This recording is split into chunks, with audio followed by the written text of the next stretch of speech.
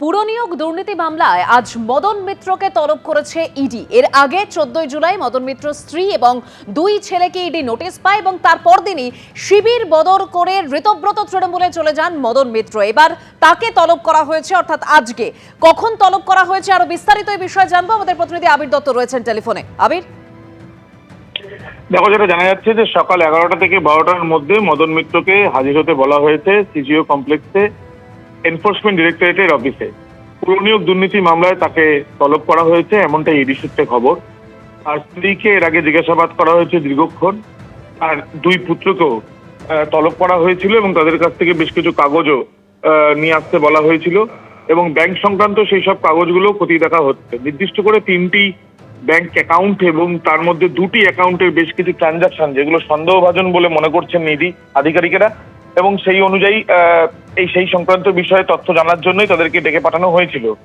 এবার মদন মিত্রকেও ডেকে পাঠানো হলো এবং আমরা জানি যে এর আগে তল্লাশি অভিযান চালানো হয়েছিল পুরনিয়োগ দুর্নীতি মামলায়, এবং তখন দক্ষিণেশ্বর থেকে আরম্ভ করে ভবানীপুরে মদন মিত্র যে জায়গায় থাকেন সেই জায়গাতেও কিন্তু তল্লাশি অভিযান চালানো হয়, তখনও তাকে জিজ্ঞাসাবাদ করা হয়।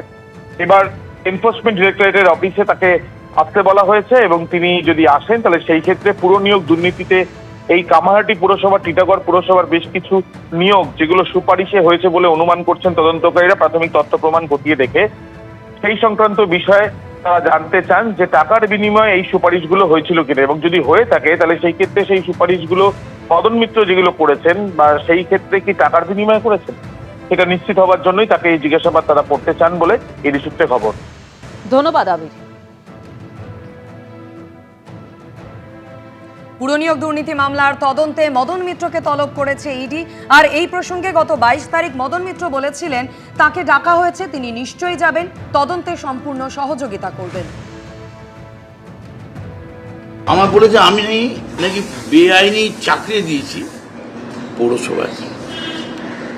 আমি তো কোনোদিন এরকম করিনি। আর পৌরসভায় আমি চাকরি দেবো কি করে? পৌরসভা তো আমার আন্ডারে নয়। পৌরসভার খাতাও আমি দেখি না, প্রশ্নও আমি করি না, বাট আমার ডেকেছেন নিশ্চয়ই পুরো কর্পোরেশন। পুজোর আগেই পুজোর বেতন, সঙ্গে 20% ডিএ। অক্টোবরে সরকারি কর্মচারীদের 20% ডিএ গতকাল ভবানী ভবনে পুলিশের অনুষ্ঠানে ঘোষণা করলেন মুখ্যমন্ত্রী শুভেন্দু অধিকারী। পুলিশ কর্মচারীদের শুধু কর্মসংস্থান নয়, শূন্যপদ পূরণ নয়, অর্থনৈতিক অবস্থাও অত্যন্ত খারাপ। 7th পে কমিশনই পাননি। আমরা 7th পে কমিশন তৈরি করে দিয়েছি। আগামী কয়েক মাসের মধ্যে রিপোর্ট এসে গেলে 7th পে কমিশনও কার্যকর করে দেব। ভারত সরকারের সঙ্গে 42% ডিএ গ্যাপ ছিল। একদিনে পারবো না, সময় দিতে হবে। বাজেটে ঘোষণা হয়েছে 20% ডিএ অক্টোবর মাসে পাবেন, এবং আমি অর্থ সচিবকে বলেছি, অর্থমন্ত্রীকে বলেছি যে পুজোর মাসে, পুজোর আগে অক্টোবরের বেতন দিতে এবং 20% অ্যাডিশনাল দিতে। কলকাতা উত্তরের সাংসদ সুদীপ বন্দ্যোপাধ্যায়ের বাড়ির এলাকায় পড়ল পোস্টার, যেখানে লেখা বেইমান চোর, আর নিচে লেখা রয়েছে তাপস রায়, কুণাল ঘোষ। এই পোস্টার ঘিরে চরমে উঠেছে রাজনৈতিক চর্চা। তাপস রায়, কুণাল ঘোষ দুজনেই বলছেন এই পোস্টারের নেপথ্যে তারা না থাকলেও পোস্টারে লেখা বক্তব্যকে তারা সমর্থন করেন। জবাব দিয়েছেন সুদীপ বন্দ্যোপাধ্যায়ও। কোথাও লেখা বেইমান, কোথাও চোর। উপরে কলকাতা উত্তরের সাংসদ সুদীপ বন্দ্যোপাধ্যায়ের ছবি, আর নিচে লেখা তাপস রায়, কুণাল ঘোষ। মঙ্গলবার সকালে তালতলা এলাকায় এসএন ব্যানার্জি রোডে দেখা যায় এই পোস্টারে ছেয়ে গেছে। তৃণমূলের প্রতীকে জয়ী হয়েছিলেন সুদীপ বন্দ্যোপাধ্যায়, তিনি এখন বিদ্রোহী। 20 জন বিদ্রোহী তৃণমূল সাংসদ মিশে গিয়েছেন এনসিপিআইতে।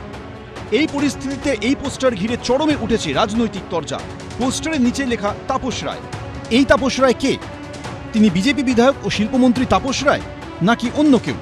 পোস্টারে যে কন্টেন্টটা লেখা আছে ওটাকে আপনি বিশ্বাস করেন? কম লিখেছে,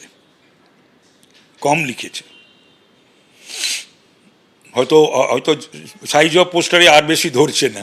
আমি কুণাল, আমি তো জোরে এমনি এগুলো বলি, আমি আর পোস্টার করতে যাব কেন? কিন্তু পোস্টারের যে কন্টেন্ট, অর্থাৎ সুদীপ বন্দ্যোপাধ্যায় বেইমান, যে অ্যান্টি বিজেপি ভোট পেয়ে জিতে যে বিজেপির কোলে দোল খেতে যায়, বারবার এইভাবে শিবির চেঞ্জ, দল বদল এইসব করে, তো বেইমান। তাপস রায়ের তৃণমূল ছাড়ার অন্যতম প্রধান কারণ সুদীপ বন্দ্যোপাধ্যায়ের সঙ্গে তার সম্পর্কের তিক্ততা। এখন তাপস রায় বিজেপিতে। আর সুদীপ বন্দ্যোপাধ্যায়ও ঘুরে ফিরে তৃণমূল থেকে এনসিপিআইতে বিজেপি নেতৃত্বাধীন এনডিএর শরিক, অর্থাৎ দুজনেই কার্যত একই দিকে। কিন্তু তাতে কি আর সম্পর্ক পাল্টায়? পোস্টার কারা লাগালো তা জানা না গেলেও দুজনের তিক্ততা ফের সামনে চলে এসেছে। তৃণমূলের তো অনেকগুলো এখন ফ্যাকশন হয়ে গেছে, সব ফ্যাকশনই কিন্তু ওর বিরুদ্ধে, ওর এবং ওর বউয়ের বিরুদ্ধে। তারা সব তো পোস্টারও মেরেছে। তবে এইটুকু নিয়ে আমি জানি যে তৃণমূলীরা যত বিভাগেই আছে, যত সবই খুব ওর উপর মানে চটে আছে, ক্ষেপে আছে, ক্রুদ্ধ, মানে ভয়ঙ্কর। তৃণমূলে থাকাকালীন কুণাল ঘোষও বারবার মুখ খুলেছেন সুদীপ বন্দ্যোপাধ্যায়ের বিরুদ্ধে। এখন দুজন দুই শিবিরে, পোস্টার ঘিরে ফের একবার সুদীপ বন্দ্যোপাধ্যায়কে নিশানা করেছেন তিনি। কন্টেন্টকে আমি কন্ট্রাডিক্ট করছি না। পোস্টারে যেখানে সুদীপ বন্দ্যোপাধ্যায়কে বেইমান তো বটেই, ফলে আমি পোস্টারের বক্তব্যকে আমি কোথাও কন্ট্রাডিক্ট করছি না। জোড়া নিশানায় সুদীপ বন্দ্যোপাধ্যায়।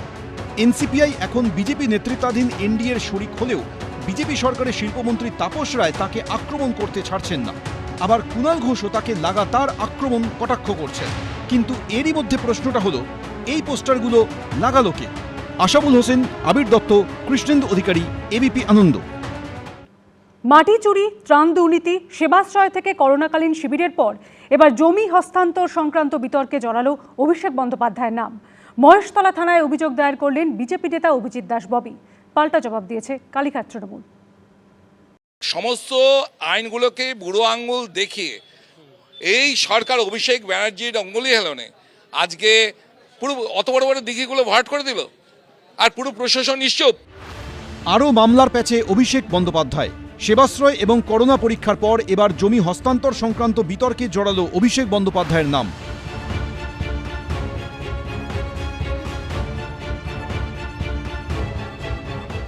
অভিযোগকারী বিজেপি নেতা অভিজিৎ দাস ববি। এবার তৃণমূল সাংসদ অভিষেক বন্দ্যোপাধ্যায়ের বিরুদ্ধে ডায়মন্ড হারবারে 11টি দিঘি সহ 52 বিঘা সরকারি জমি হস্তান্তরের অভিযোগ করেছেন তিনি। জমিটা হচ্ছে 52 বিঘা, সেই জমিতে 11টা বড় বড় দিঘি ছিল, পুকুর না দিঘি। সেখানে ক্লজ ছিল যে ফ্যাক্টরিগুলোতে এক্সটেনশন করতে পারে, কিন্তু কখনো কমার্শিয়াল কাজে করা যাবে না। অভিষেক ব্যানার্জি 2014 সালে এমপি হওয়ার পর 2016 সালে একটা মডিফাইড ডিড তৈরি হয়, সেখানে ক্লজগুলোকে কেটে দেওয়া হয় এবং ওখানে লেখা হয়, যেখানে লেখা ছিল যে ফ্যাক্টরির জন্য এক্সটেন্ড করতে পারবে, তো সেখানে লিখে দেওয়া হয় যে কমার্শিয়াল পারপাসে ইউজ করতে পারবে, বিক্রিও করতে পারবে। অভিযোগের পক্ষে বিজেপি নেতা হাতিয়ার করেছেন এলাকায় বেশ কিছু স্যাটেলাইট পিকচার। 2013 সালে এপ্রিল মাসের 30 তারিখ তখনও পর্যন্ত দিঘিগুলো ছিল। এটা হচ্ছে 2014 সালের স্যাটেলাইট ছবি। সেখানটায় বসে বসে এই যে 2016 সাল দেখুন, তখনও পুকুর ছিল, তখন ভরাট সবে শুরু করেছে এগ্রিমেন্টটা করার পর অক্টোবরের। এইটা দেখুন, এই 2024 সমস্ত বিল্ডিং তৈরি হয়ে গেল। 52 বিঘা পুরো গ্রাস করবে এরা। বিভিন্ন ক্ষেত্রে তাকে টার্গেট করে কখনো পুলিশ, কখনো সিআইডি, কখনো ইডি, কখনো সিবিআই, কিছু না কিছু তো চলতেই থাকছে এবং মামলার সংখ্যা যে যা পাচ্ছে মামলা দিয়ে আসছে। এবার প্রথম থেকে অভিষেক বন্দ্যোপাধ্যায় যে স্ট্যান্ডে ছিলেন, তিনি যা যা বলেছেন আজও তিনি সেইগুলোই স্পষ্টভাবে বলেন। আর বাকি অভিযোগ করলে তো হলো না, তার সঙ্গে তদন্ত, তথ্য, প্রমাণ, তো সেগুলির বিষয় আছে। এর আগে মাটি চুরি, ত্রাণ দুর্নীতি, সেবাশ্রয় নিয়ে অভিষেক বন্দ্যোপাধ্যায়ের বিরুদ্ধে জমা পড়েছে একের পর এক অভিযোগ। এবার বেআইনিভাবে সরকারি জমি রিয়েল এস্টেট সংস্থাকে হস্তান্তরের অভিযোগ। হিন্দল দে, এবিপি আনন্দ। স্বাস্থ্য দফতরকে অন্ধকারে রেখে ভিন রাজ্যে রক্ত বিক্রি করে দেওয়ার অভিযোগ। মঙ্গলবার পশ্চিমবঙ্গে 6টি জায়গার বেসরকারি ব্লাড ব্যাংকে ম্যারাথন তল্লাশি চালালেন স্বাস্থ্য দফতরের ব্লাড ট্রান্সফিউশন কাউন্সিলের আধিকারিকরা। অভিযোগ, লোহিত রক্তকণিকা এবং প্লাজমা স্টেট ব্লাড ট্রান্সফিউশন কাউন্সিলকে না জানিয়ে ভিন রাজ্যে বিক্রি করা হয়েছে। রক্ত বিক্রি এও সম্ভব? এবার এমনই চাঞ্চল্যকর অভিযোগ উঠল। স্বাস্থ্য দপ্তরকে অন্ধকারে রেখে ভিন রাজ্যে রক্ত বিক্রি করে দেওয়ার অভিযোগ। মঙ্গলবার পশ্চিমবঙ্গের 6টি জায়গার বেসরকারি ব্লাড ব্যাংকে ম্যারাথন তল্লাশি চালালেন স্বাস্থ্য দপ্তরের ব্লাড ট্রান্সফিউশন কাউন্সিলের আধিকারিকরা। ওম ব্লাড ব্যাংকের এই মুহূর্তে বেলেঘাটাতে অভিযান চালাচ্ছেন স্বাস্থ্য দপ্তরের ব্লাড ট্রান্সফিউশন কাউন্সিলের আধিকারিকরা। সেই ব্লাড ব্যাংকটির ফ্র্যাঞ্চাইজ রয়েছে অন্যান্য জেলাতে। এখন সেই অন্যান্য জেলার যে সমস্ত ব্লাড ব্যাংকগুলিতে তল্লাশি অভিযান চালানো হচ্ছে, তারা লতায় পাতায় এই বেলেঘাটার এই যে ব্লাড ব্যাংকটি রয়েছে, যে ব্লাড ব্যাংকে স্বাস্থ্য দপ্তরের অভিযান চলছে, সেই ব্লাড ব্যাংকের সঙ্গে তারা লতায় পাতায় যুক্ত। কলকাতা থেকে হাওড়া, নদিয়া থেকে উত্তর দিনাজপুর, পূর্ব বর্ধমান থেকে পশ্চিম বর্ধমান, রাজ্যের নানা প্রান্তে চলল অভিযান। ওম ব্লাড সেন্টার কোম্পানির মালিক প্রদীপ চন্দ্র। পশ্চিমবঙ্গে তার 6টি ফ্র্যাঞ্চাইজি রয়েছে। কলকাতার বেলেঘাটায় ওম ব্লাড সেন্টার, হাওড়ায় HMC rotary blood centre, Krishnanagar institute of medical sciences blood centre, রায়গঞ্জের উপশম ব্লাড সেন্টার, পূর্ব বর্ধমানের শক্তিগড়ে টেরিজা ওম ব্লাড সেন্টার এবং অন্ডালের Raniganj institute of medical sciences blood সেন্টারে মঙ্গলবার তল্লাশি চালান স্বাস্থ্য দপ্তরের আধিকারিকরা। অনুমতি ছিল মাসে 1000 ইউনিট রক্ত সংগ্রহের। অভিযোগ 6 মাসে শুধুমাত্র বেলেঘাটার ওম ব্লাড ব্যাংক রক্তদান শিবির থেকে সংগ্রহ করেছে 25,000 ইউনিট রক্ত। স্বাস্থ্য দপ্তরকে অর্থাৎ SBTC এবং NBTC কে অন্ধকারে রেখে ভিন রাজ্যে বিক্রি করা হয়েছে, এমনটাই মনে করছেন স্বাস্থ্য দপ্তরের আধিকারিকরা। স্বাস্থ্য দপ্তরের অফিসাররা সব নথি পরীক্ষা করছেন, যেটা এখনো পর্যন্ত স্বাস্থ্য দপ্তর সূত্রে খবর। এই ব্লাড ব্যাংকের নথিভুক্ত যারা চিকিৎসকেরা রয়েছেন, সেই চিকিৎসকেরা কোনো ব্লাড ডোনেশন ক্যাম্পে তারা যাননি গত 3 বছর বলে স্বাস্থ্য দপ্তরের আধিকারিকদের তারা জানিয়েছেন। তারা বলেছেন যে তাদের নাম এবং রেজিস্ট্রেশন নাম্বার ব্যবহার করা হয়েছে ব্লাড ব্যাংকের নথিতে, কিন্তু তারা আদপে জানেনই না যে তারা এই ব্লাড ব্যাংকের সঙ্গে যুক্ত। এবং যাদেরকে দিয়ে এই ব্লাড ডোনেশন ক্যাম্প বিভিন্ন জায়গায় অর্গানাইজ করা হয়েছে তারা কোনো ডাক্তার নন। ফলে এই সমস্ত চিকিৎসকদের স্বাস্থ্য ভবনে তলব করা হয়েছে। অভিযোগ, লোহিত রক্তকণিকা ও প্লাজমা স্টেট ব্লাড ট্রান্সফিউশন কাউন্সিলকে না জানিয়ে ভিন রাজ্যে বিক্রি করা হয়েছে।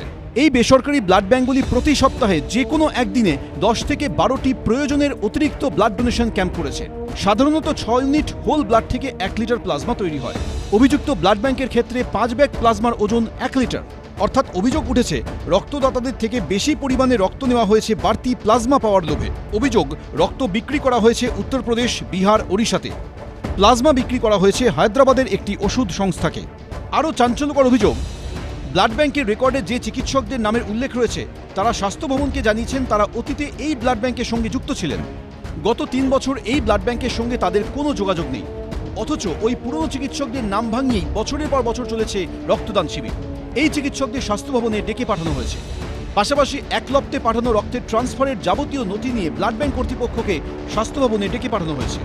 আমরা গতকাল রাত্রি থেকে বিভিন্ন রক্তদান শিবির এবং রক্তের ক্যাম্প এবং ব্যাংক এগুলো কিন্তু রেড করানো শুরু করেছি।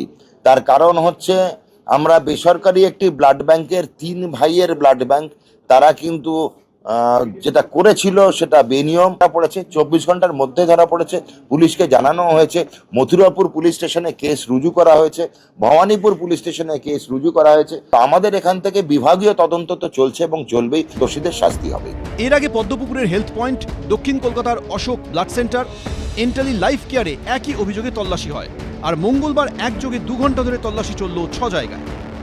সন্দীপ সরকার, এবিপি আনন্দ, কলকাতা। বেলেঘাটার ওম ব্লাড সেন্টারের নথিতেই উঠে এসেছে চাঞ্চল্যকর তথ্য।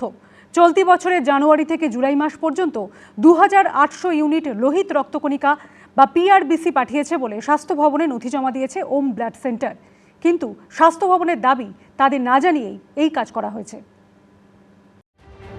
স্বাস্থ্য দপ্তরকে না জানিয়ে ভিন রাজ্যে রক্ত বিক্রি করে দেওয়ার অভিযোগে প্রথমে 6 ঠিকানায় ম্যারাথন তল্লাশি, তারপরই নথি নিয়ে ওম ব্লাড সেন্টার কর্তৃপক্ষকে তলব করে স্বাস্থ্য ভবন। সূত্রের খবর, সেই নথিতেই উঠে এসেছে চাঞ্চল্যকর তথ্য। বেলেঘাটা ব্লাড ব্যাংক থেকে ওম ব্লাড সেন্টারেরই অন্ডালের শাখা Raniganj institute of medical sciences blood সেন্টারে রক্ত পাঠানো হয়েছিল, কিন্তু সবটা পৌঁছয়নি। স্বাস্থ্য দপ্তরের দাবি তল্লাশিতে মেলেনি কাগজও। প্রশ্ন উঠছে, রক্তবাহী গাড়ি তাহলে কোথায় গেল? এই ওম ব্লাড সেন্টারের আরেকটি ইউনিট যেটা রানীগঞ্জে রয়েছে, যেটা Raniganj institute of medical sciences blood bank নামে পরিচিত, সেই ইউনিটে তল্লাশি চালাতে গিয়ে দেখা যায় বেলেঘাটার ইউনিট থেকে কিছু রক্ত পাঠানো হয়েছে বলা হয় রানীগঞ্জে। কিন্তু রানীগঞ্জের নথি পরীক্ষা করে দেখা যাচ্ছে যে বেলেঘাটা থেকে এসে পৌঁছেছে এমন কোনো রক্তের হিসেব সেখানে পাওয়া যায়নি, নথিও পাওয়া যায়নি। স্বাস্থ্য দপ্তরের সন্দেহ, তাহলে কি মাঝপথে অন্য কোথাও সেই রক্ত সরিয়ে ফেলা হয়েছে? এই সমস্ত প্রশ্নের উত্তর খুঁজছেন স্বাস্থ্য দপ্তরের আধিকারিকরা। চলতি বছরের জানুয়ারি থেকে জুলাই মাস পর্যন্ত 2800 ইউনিট লোহিত রক্তকণিকা বা PRBC পাঠিয়েছে বলে স্বাস্থ্য ভবনে নথি জমা দিয়েছে ওম ব্লাড সেন্টার। কিন্তু স্বাস্থ্য ভবনের দাবি তাদের না জানিয়েই এই কাজ করা হয়েছে। স্বাস্থ্য ভবনের আরও দাবি, ওম ব্লাড সেন্টার কলকাতা ও হাওড়ার ব্লাড ব্যাংক থেকে সংগ্রহ করা রক্ত স্টেট ব্লাড ট্রান্সফিউশন কাউন্সিল বা এসবিটিসিকে না জানিয়ে অন্য জেলায় পাঠিয়েছে। ওম ব্লাড সেন্টারে দেওয়া হিসেব অনুযায়ী চলতি বছরের জানুয়ারি থেকে মার্চ মাস পর্যন্ত ৮,৩৬০ ইউনিট অর্থাৎ ২,১০৩ লিটার প্লাজমা তারা ৬,৩০০ টাকা লিটার পিছু বিক্রি করেছে, অর্থাৎ ১,৩২,৪০,৪০৫ টাকায় বিক্রি করা হয়েছে। এর পাশাপাশি হাওড়া মিউনিসিপ্যাল কর্পোরেশন বিল্ডিং এর ভিতরে কিভাবে ব্লাড ব্যাংক চলছে তা নিয়েও তদন্ত শুরু করেছে স্বাস্থ্য ভবন। সূত্রে খবর, আরেকটি সংস্থা ওখানে ব্লাড ব্যাংক করতে চেয়ে আবেদন করেছিল। তারা বলেছিল ব্লাড ব্যাংকটি চালাবে ওম ব্লাড সেন্টার, কিন্তু স্বাস্থ্য ভবনের তরফে জানিয়ে দেওয়া হয় এটা নিয়ম বিরুদ্ধ। তারপর এক প্রভাবশালীর চাপে অনুমোদন দিতে হয় বলে সূত্রের খবর। ২ বছর আগে এনওসি বাতিল করে দেয় স্বাস্থ্য দপ্তর। এদিন এ বিষয়ে স্বাস্থ্য দপ্তরের শীর্ষ কর্তারা এবং ওম ব্লাড সেন্টারের তরফে কেউই মুখ খুলতে চাননি। কিছু বলবেন স্যার?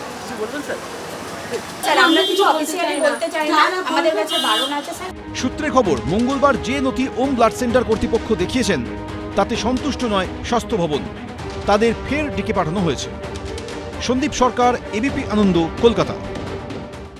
এবিপি আনন্দ, এগিয়ে থাকে, এগিয়ে রাখে।